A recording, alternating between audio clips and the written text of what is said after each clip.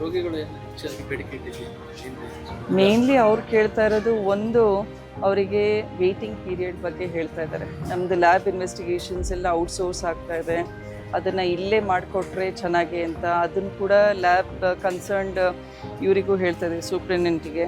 So ನಮ್ದೇನು reagent ಇದೆ ಅದ್ರ ಕೊರತೆ ಇದೆನಾ, ಏನು ಸಮಸ್ಯೆ ಇದೆ, ನಮಗೂ ಕೂಡ ಸಂಪೂರ್ಣ ಮಾಹಿತಿ ಕೊಟ್ಟರೆ ನಾವು ಕೂಡ ಮಿನಿಸ್ಟ್ರ್ ಹತ್ರ ಮಾತಾಡಲಿಕ್ಕೆ ಸರಿ ಹೋಗುತ್ತೆ.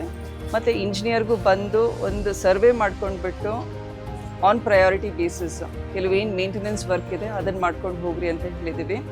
ಆಮೇಲೆ ಇಲ್ಲಿರುವಂತಹ ಪೇಷಂಟ್ಸು, ಡಾಗ್ ಬೈಟ್ ಪೇಷಂಟ್ಸ್ ಸುಮಾರು ಜನ ಬರ್ತಾರೆ, ಮಕ್ಕಳು. ನಾನೀಗ ಕೂಡ ಒಂದು ಮಗುನ ಮಾತಾಡಿದೆ. ಸೊ ಅದರಿಂದ ಈ ಸ್ಟ್ರೇ ಡಾಗ್ಸಿಂದು ಸ್ವಲ್ಪ ಸಮಸ್ಯೆ ಜಾಸ್ತಿನೇ ಆಗ್ತಾಯಿದೆ ಸಿಟಿನಲ್ಲಿ, ಅದನ್ನು ಕೂಡ ಅಡ್ರೆಸ್ ಮಾಡೋಣ. ಇಲ್ಲಿರುವಂತಹ ಡಿ ಗ್ರೂಪ್ನವರು ನೇರ ನೇಮಕಾತಿ ಮಾಡಿಕೊಡಿ, ಭಾಳ ದಿನದ ಬೇಡಿಕೆ ಇದೆ. ಪ್ರತಿಯೊಬ್ಬರು ತುಂಬ ಒಪ್ಪಲ್ಲಿ ಕೆಲಸ ಮಾಡ್ತೀವಿ. See this one from the ministry, ಆಮೇಲೆ CM ಆಫೀಸಿಂದ ಅವ್ರು ಕೂಡ ಡಿಸಿಷನ್ ತೊಗೋಬೇಕಾಗಿದೆ.